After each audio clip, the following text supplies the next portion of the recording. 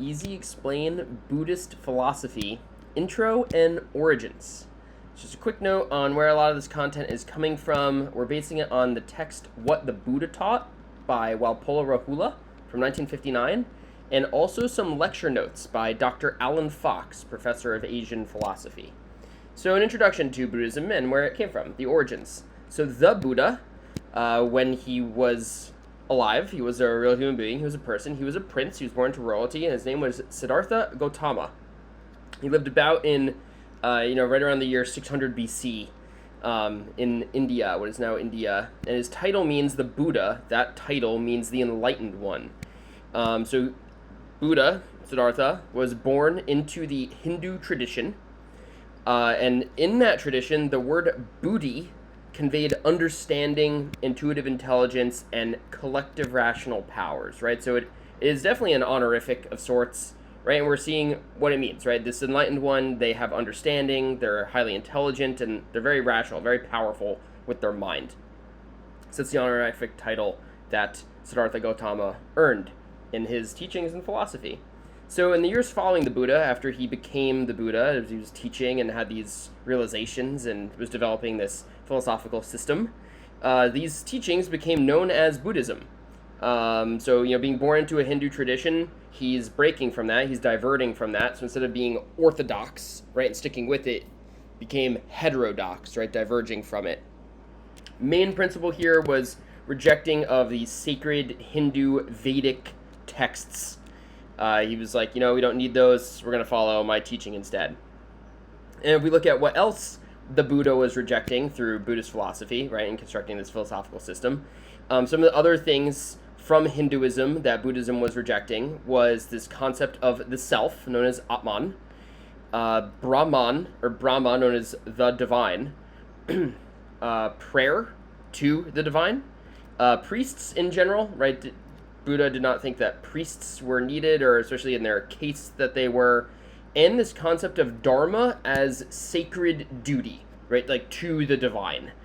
We're still going to see that term dharma being crossed over and used and adapted sometimes as like a Buddhist dharma, and Buddhist dharma essentially becomes following the teaching of the Buddha, right? That is the new duty. I don't know if we're going to go as far as calling it sacred, but that is the duty of Buddhism, is to follow the teachings.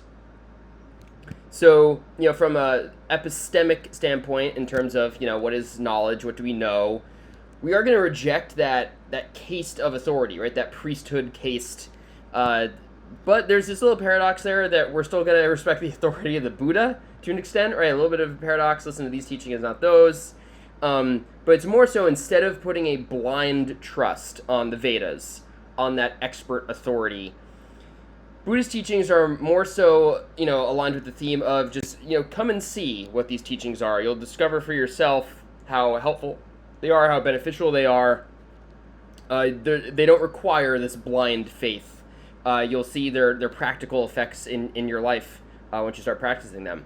So on that note, in terms of the practicality, a lot of Buddhist philosophy is not dogmatic in the sense of how a lot of religious tenets and beliefs are, but instead it's very pragmatic, right? It leans into that practicality. And in this case, that pragmatism, like what are we practically doing? We are trying to end suffering. We're trying to end human suffering. So if we're not doing that, if we're not ending suffering, then it's irrelevant, right? So that's what the Buddhist philosophy focuses on, those methods and means to achieving that end, right? So Buddhist philosophy is very much so a means to an end.